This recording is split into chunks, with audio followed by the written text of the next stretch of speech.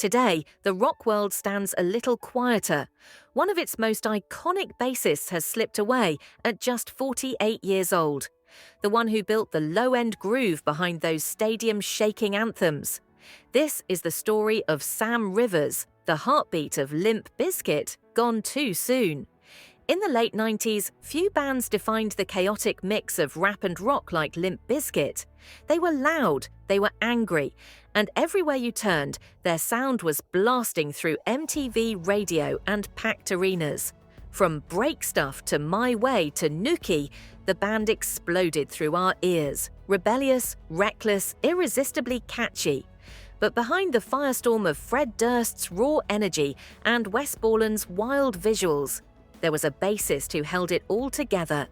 Sam Rivers, quiet, grounded, undeniably talented, was the pulse that made Limp Bizkit move. His basslines didn't just keep rhythm, they gave attitude, swagger, soul. Born in Jacksonville, Florida, Sam's journey didn't begin in a studio or on a stage. It started in a fast food restaurant.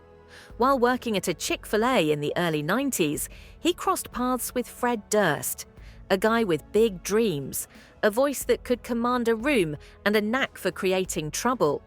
They hit it off over skateboards, music, restlessness. Sam was already an accomplished bassist-to-be. Durst had the vocal chops and the vision. They teamed up with drummer John Otto, Sam's cousin, and began shaping a new sound, raw, explosive, unapologetically weird. By 1994, Limp Bizkit was born. 2 years later, with the addition of Wes Borland on guitar and DJ Lethal on turntables, they were ready to change rock forever. Their debut album, $3 Bill, Y'all, hit hard. But it was the follow-ups, Significant Other, 1999, and Chocolate Starfish and the Hot Dog, Flavored Water, 2000, that made them superstars. They weren't just a band, they were a movement. The late 90s were messy. The internet was new, music was shifting. Limp Bizkit was the soundtrack to that shift. Loved by fans, hated by critics, but impossible to ignore. For fans, Sam was the steady heartbeat. For the band, he was the glue. His groove carried the weight of Durst's anger and Borland's chaos, turning noise into something you could dance to.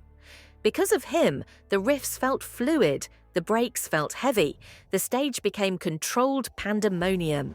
What made Sam Rivers' playing stand out? He wasn't flashy. He didn't need huge solo pyrotechnics. Instead, precision, presence, power.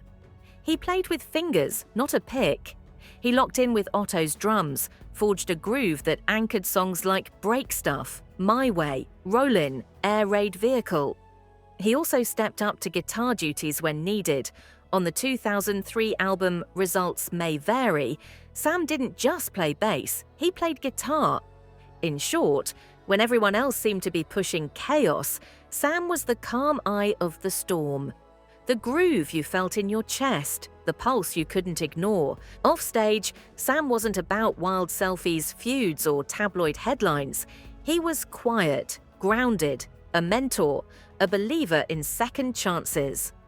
When Limp Bizkit went on tour, when the spotlight faded, Sam spent his time producing local bands, helping young musicians find their sound.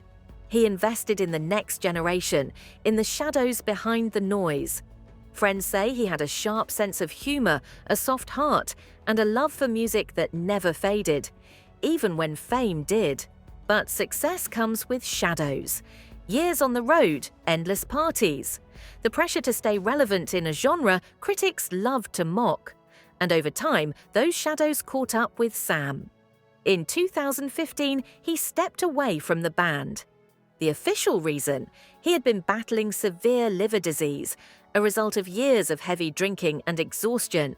It got so serious he required a liver transplant, which he successfully underwent. Then, in 2018, he returned to Limp Bizkit, the comeback you hoped for. The crowds roared, the groove came back, it felt like redemption. And now, in October 2025, that rhythm has gone silent. On the evening of October 18th, Limp Bizkit posted the announcement. Today we lost our brother, our bandmate, our heartbeat. Sam Rivers wasn't just our bass player, he was pure magic.